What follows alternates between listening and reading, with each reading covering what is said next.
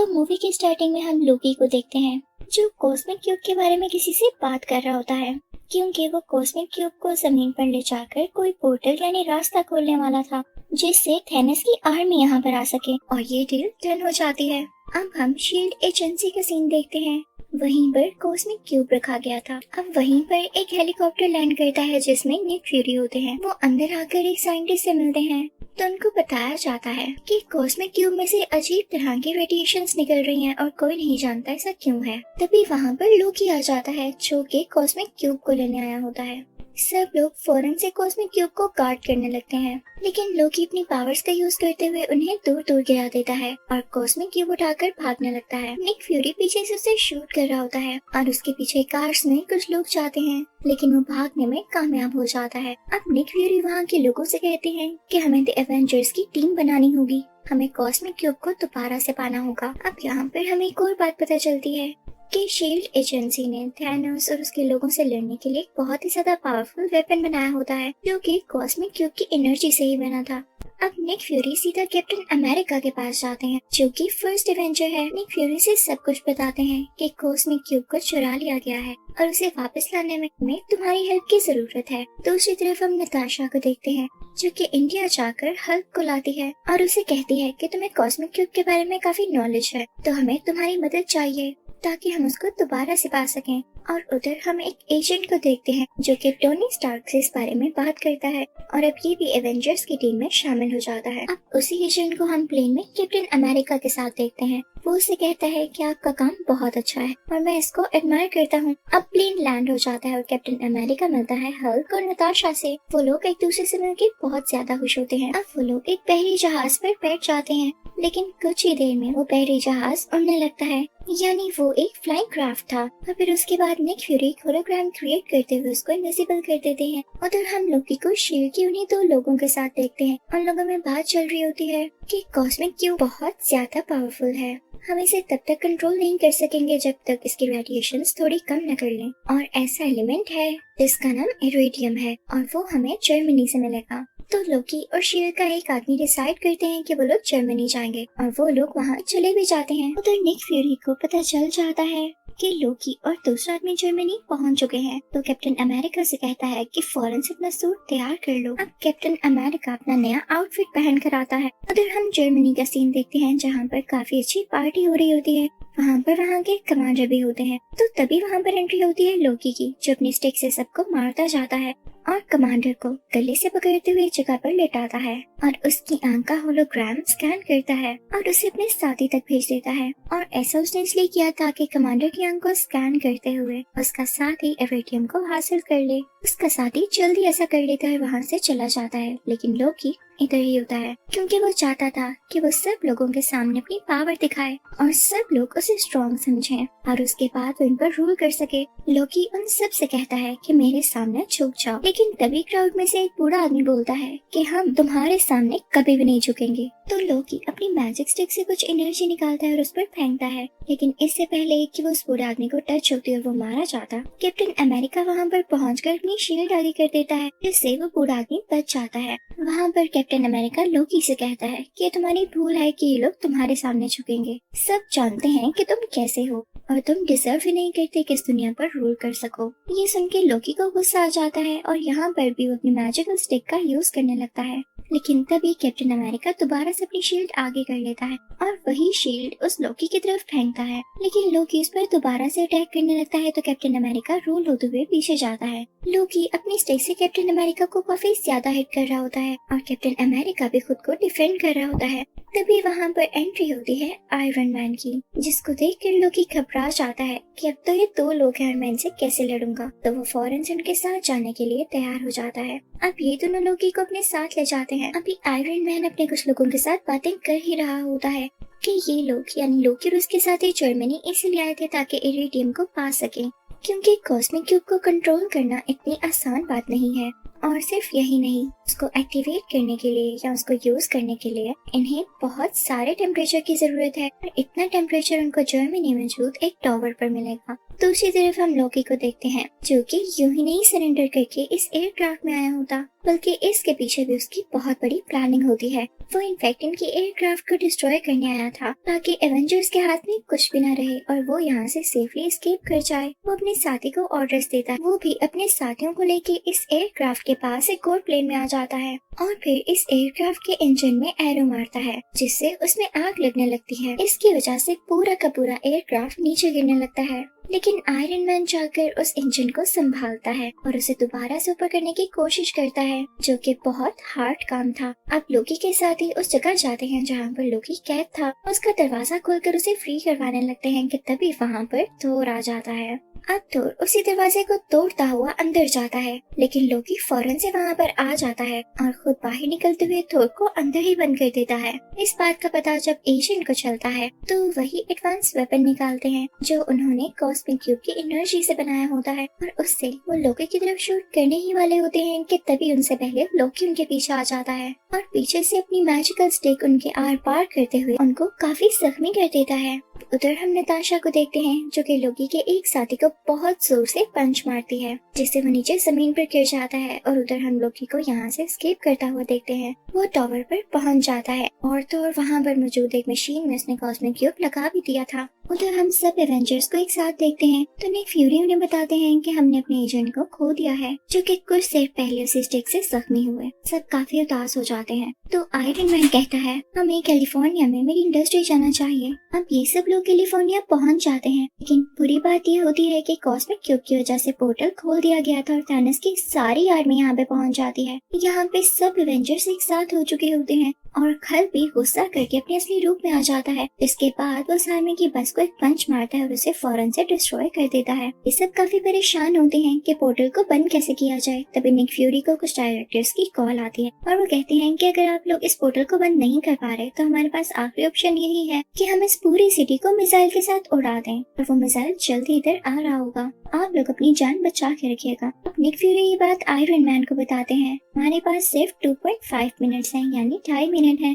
इसी में या तो हमें पोर्टल को बंद करना होगा या उसके बाद मिसाइल आने पर उसे रोकना होगा। नताशा काफी घबरा जाती है और लोकी की मैजिकल स्टिक लेकर उस पोर्टल के पास पहुंचती है और उसमें से काफी सारी एनर्जी निकालते हुए उस पोर्टल को बंद करने की कोशिश करती है। लेकिन तभी आयरन मैन उसे कहता है कि रुको, मेरे पास एक और आइडिया है। मेरे पास भी एक मिसाइल है जिसे मैं उस जगह पर फेंकूंगा जहाँ पर थैनोस के लोग हैं। और वह मिसाइल लेकर उस जगह पहुंच ही जाता है और उस जगह को डिस्ट्रॉय कर देता है, लेकिन काफी टाइम हो जाता है, वो वहाँ से नहीं लौटता। तो कैप्टन अमेरिका नताशा से कहता है कि हमारे पास और टाइम नहीं है, हमें पोर्टल बंद करना होगा वरना हम सब भी डिस्ट्रॉय हो जाएंगे, मारे जाएंगे। नताशा उस पोर्टल को बंद करने लगती है। आयरन मैन भी उसी पोर्टल में था और सब काफी दुखी थे क्योंकि ये नहीं जानते थे कि अब आगे क्या होने वाला है। पोर्टल को बंद न किया तो इन पर मिसाइल गिरा दिया जाएगा, अगर पोर्टल को बंद कर दिया तो आयरन मैन अंदर ही रह जाएगा। लेकिन तभी उस पोर्टल में से आयरन मैन नीचे की तरफ आता है, यानी इस दुनिया पर गिरता है। सब लोग बहुत खुश हो जाते हैं। उन्होंने थैनोस की कम्युनिटी को भी तबाह कर दिया था और उनका दोस्त भी वापस आ चुका था, तो सब उन लोगों को काफी अप्रिशिएट करते हैं। अभी सब एवेंजर्स मिलकर उसी टावर तक जाते हैं। यहाँ पर लोकी को पकड़ लिया जाता है। हम देखते हैं कि थोर लोकी को लेता है और साथ कॉस्मिक क्यूब को भी उसे अपने साथ लेकर अपने रहने की जगह यानी एस्गार्ड तक पहुंच जाता है, जो कि हमने मूवी थोर में भी देखा था। तो इस मूवी एवेंजर्स के पार्ट 1 के एंडिंग सीन में हम देखते हैं कि एक आदमी थैनोस से कह रहा होता है, जमीन के लोग बहुत पावरफुल हैं, हम इनसे लड़ने के लिए और ज्यादा स्ट्रॉन्ग होना होगा। तभी यहाँ पर थैनोस एक स्माइल पास करता है, यानी उस चीज के लिए भी तैयार है। तो अब मैं आपको एक्सप्लेन करूंगी एवेंजर्स का पार्ट 2। तो इस मूवी के स्टार्टिंग में हम सब एवेंजर्स को देखते हैं जो कि हाइड्रा की बेस पर अटैक करने जा रहे होते हैं, क्योंकि हाइड्रा का लीडर काफी अजीब एक्सपेरिमेंट्स कर रहा था। उसके पास एक सेप्टर होता है, एक ऐसी स्टिक जिसके अंदर जेम लगा हुआ है। एमसीयू के पहले पार्ट्स में आपने इसको जरूर देखा होगा। तो अब एक्सपेरिमेंट्स कुछ ऐसे थे कि वो कुछ इंसानों पर इस सेप्टर को यूज करते हुए उनमें कुछ एनर्जीज डाल देता था ताकि वो उसके लिए लोगों से लड़ सकें, इवन एवेंजर्स से भी। तो उसका नेक्स्ट टारगेट एवेंजर्स ही थे। वो दो बहन भाइयों को चूज करता है जो कि ट्विंस होते हैं। हाइड्रा का लीडर इन पर एक्सपेरिमेंट कर चुका था और अब इनमें काफी एनर्जीज थी। अब वो लड़की जिस पर एक्सपेरिमेंट किया गया होता है वो आयरन मैन के पास जाती है और अपने हाथों से कुछ एनर्जीज निकालकर उसको हिप्नोटाइज करने लगती है और उसका भाई जाता है कैप्टन अमेरिका के सामने ताकि उस पर अटैक कर सके। अब यहाँ पर सीन चेंज होता है और हम देखते हैं कि ये लोग जब हाइड्रा बेस पर गए थे इन्होंने उन लोगों को हरा दिया था और ये लोग सेप्टर ही लेने गए थे। आयरन मैन उस सेप्टर को हासिल कर चुका होता है और अब आता है अपनी लैब में। यहाँ पे हल्क यानी ब्रूस उसके साथ ही होता है। वो लोग ये प्लान करते हैं कि वो लोग इस सेप्टर पर एक्सपेरिमेंट करेंगे और पता लगाएंगे कि इतना खतरनाक कैसे है। अब यहाँ पर आयरन मैन और हल्क को बहुत ही खास बात पता चलती है कि इस स्टिक में जो जेम लगा हुआ है वो खुद सोच समझ सकता है, यानी उसमें सोचने की एबिलिटी है, यानी वो खुद ही पावर और एनर्जी जनरेट कर सकता है। तो आयरन मैन और हल्क फौरन से उसके इर्द गिर्द एक डिफेंस लेयर बनाते हैं ताकि वो वहाँ की चीजों को स्कैन न कर सके और ना ही कुछ डैमेज दे सके। लेकिन उन लोगों का ये प्लान फेल हो जाता है क्योंकि ये एनर्जी पहले ही बाकी इलेक्ट्रॉनिक्स तक पहुँच चुकी थी और उन्हें स्कैन करने लगती है। वहाँ पर आयरन मैन का एक और पर्सनल कंप्यूटर होता है जो कि खुद की इंटेलिजेंस रखता था। वो अपने अंदर से रेस निकालने लगता है और सेप्टर से लड़ने लगता है ताकि वो बाकी इलेक्ट्रॉनिक्स को डैमेज न कर सके और ना ही उन्हें रीड कर सके। लेकिन सेप्टर भी अपने अंदर से रेस निकालकर उस कंप्यूटर को डिस्ट्रॉय कर देता है और इसके बाद सेप्टर यहाँ से किसी दूसरे इलेक्ट्रॉनिक में शिफ्ट होकर भाग जाता है। सेप्टर वहाँ से निकलते हुए उस पूरे टावर को डिस्ट्रॉय कर देता है। इसके बाद वो हाइड्रा बेस जाता है ताकि थोड़ा बहुत खुद को रिकवर कर सके और अपनी एनर्जीज को एनहांस कर सके।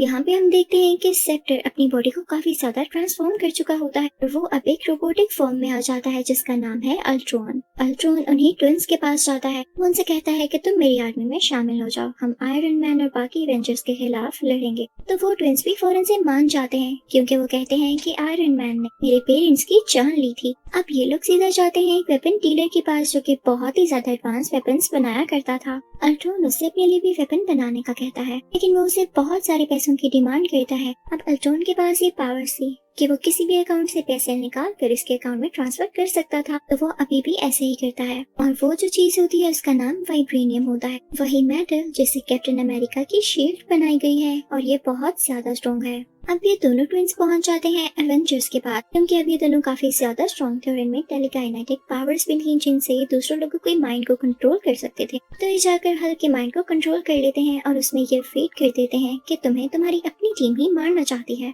तो वो गुस्से में आ जाता है और इनसिक्योर भी फील करने लगता है, तो वो अपनी ही टीम को खत्म करने के लिए आगे बढ़ता है। अब हल्क क्योंकि बहुत ज्यादा पावरफुल था तो आयरन मैन भी अपना नया सूट पहन आता है जो कि उसने पहले से तैयार कर रखा था और ये सिर्फ और सिर्फ हल्क को कंट्रोल करने के लिए था क्योंकि उसने सब कुछ फोर्स ही कर लिया था, यानी वो पहले से जान चुका था कि हल्क एक न एक दिन ऐसा जरूर करेगा क्योंकि उसके दिमाग में ये चीज फीड कर दी जाएगी। अब यहाँ पर उन दोनों में काफी हैवी फाइट स्टार्ट होती है। हल्क यहाँ पर एक गाड़ी उठाकर आयरन मैन की तरफ फेंकता है जो कि सीधा उसे हिट करती है। आयरन मैन पीछे की तरफ गिरता है और फौरन से आगे बढ़ता है और हल्क को उठाते हुए दूसरी तरफ फेंकता है, लेकिन हल्क क्योंकि बहुत ज्यादा गुस्से वाला था तो वो एक रोड लेकर आयरन मैन के बाजू के आर पार कर देता है जिससे उसका सूट डैमेज हो जाता है। उसका हाथ टूटकर नीचे गिर जाता है, लेकिन तभी आयरन मैन सैटेलाइट को एक सिग्नल देता है तो उसका नया हाथ वहाँ से आ जाता है और उसके साथ जुड़ जाता है और अब उसके हाथों से फायर निकलने लगती है और वो सीधा हल्क की तरफ फेंकने लगता है। हल्क फौरन से उसकी तरफ बढ़ता है और उसे पंच मारने ही वाला होता है कि आयरन मैन उसका हाथ पकड़ लेता है और अब यहाँ पर दोनों ही एक दूसरे को रोकने की कोशिश कर रहे होते हैं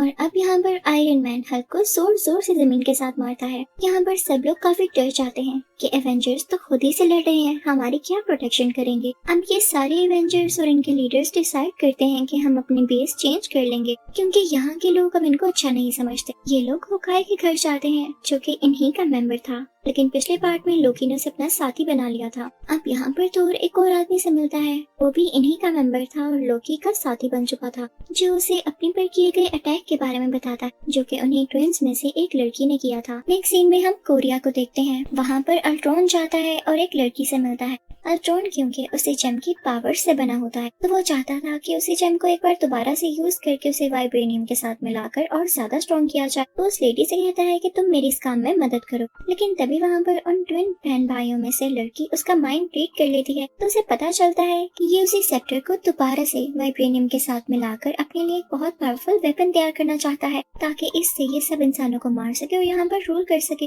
तो उसे ये बात बिल्कुल अच्छी नहीं लगती, क्योंकि वो खुद भी एक इंसान थी। वो काफी रोने लगती है और ड्रोन से कहती है कि हमें तो ये लगता था कि तुम आयरन मैन के अगेंस्ट हो, लेकिन तुम तो पूरी दुनिया को खत्म करना चाहते हो, तो सॉरी, इस काम में हम तुम्हारी कोई हेल्प नहीं करेंगे। तभी वहाँ पर एंट्री होती है कैप्टन अमेरिका, नताशा और होकाई की। वो लोग वहाँ से कोई सिंथेटिक बॉडी लेने आए थे। ताशा उस प्लेन का दरवाजा खोलती है, जिसे सिंथेटिक बॉडी वो लोग हासिल कर लेते हैं। अब ये लोग बेस पर आते हैं, जहाँ पर आयरन मैन उसको यूज करते हुए अपना कंप्यूटर वापस लाने की कोशिश करता है। अब यहाँ पर थोर भी अपना हैमर लाता है और उसमें से काफी ज्यादा इलेक्ट्रिसिटी और एनर्जी निकालने लगता है, ताकि वो उस जेम को एक्टिवेट कर सके। तो उसे पता चलता है कि ये जेम कोई आम जेम नहीं, बल्कि ये 6 इन्फिनिटी स्टोन्स में से एक स्टोन है। और तभी यहाँ पर जनरेट होता है एक और कैरेक्टर, जिसका नाम है विजन, और ये इसी स्टोन से बना है। अब वो दोनों ट्विंस भी एवेंजर्स के साथ मिल चुके होते हैं, क्योंकि वो ह्यूमैनिटी को बचाना चाहते थे, क्योंकि वो ये नहीं चाहते थे कि बाकी लोग भी इसी तरह मारे जाए जैसे उनके पेरेंट्स मारे गए। अब ये लोग सारे मिलके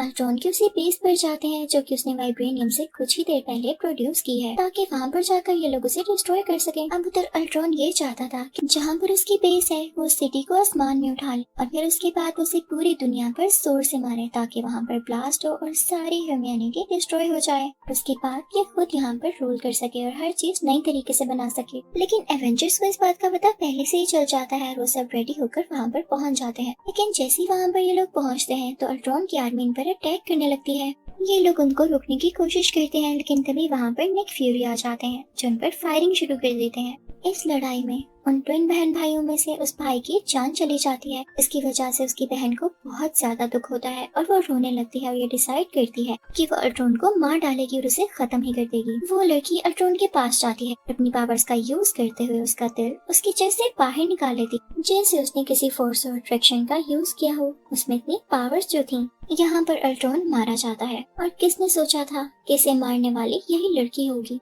लेकिन तभी वहाँ पर एक और रोबोट आता है, जिसका स्ट्रक्चर अल्ट्रॉन जैसा ही था। वो उस मशीन को एक्टिवेट कर देता है, जिससे सिटी का पार्ट ऊपर उठने वाला था। अब वो शहर का हिस्सा आसमान में ऊपर आने लगता है और तेजी से नीचे गिरने ही वाला होता है। लेकिन आयरन मैन और थोर वहाँ जाकर उसको रोकते हैं, और आयरन मैन अपनी चेस्ट में से कुछ एनर्जी निकालता है, जिससे वो सिटी वहीं डिस्ट्रॉय हो जाती। यानी यहाँ पर अब अल्ट्रॉन भी डिस्ट्रॉय हो चुका था और उसका ये प्लान भी खत्म हो चुका था। यानी अब कहीं पर डिस्ट्रक्शन नहीं होगी। मूवी के लास्ट सीन में हम देखते हैं एवेंजर्स का एक और बेस बनाया गया है। अब थोर इन लोगों से कहता है कि मुझे एस्गार्ड वापस जाना होगा, क्योंकि जो 6 इन्फिनिटी स्टोन्स मैंने अपने विजन में देखे हैं, मुझे इन पर कुछ रिसर्च करनी है। और फिर कैप्टन अमेरिका और नताशा बाकी लोगों को भी एवेंजर्स की टीम में शामिल करने के लिए उन्हें काफी अच्छी ट्रेनिंग देने लगते हैं और उनको नए नए तरीके सिखाने लगते हैं। मूवी तो यहाँ पर खत्म हो जाती है, लेकिन इसके पोस्ट क्रेडिट सीन्स में हम थैनोस को देखते हैं, जो कि कहता है कि मैं किसी पर ट्रस्ट नहीं करूंगा और मैं खुद दुनिया में जाकर उसे डिस्ट्रॉय करूंगा। और इसी के साथ ये मूवी यानी एवेंजर्स के दोनों पार्ट्स यहाँ पर कंप्लीटली एंड हो जाते हैं।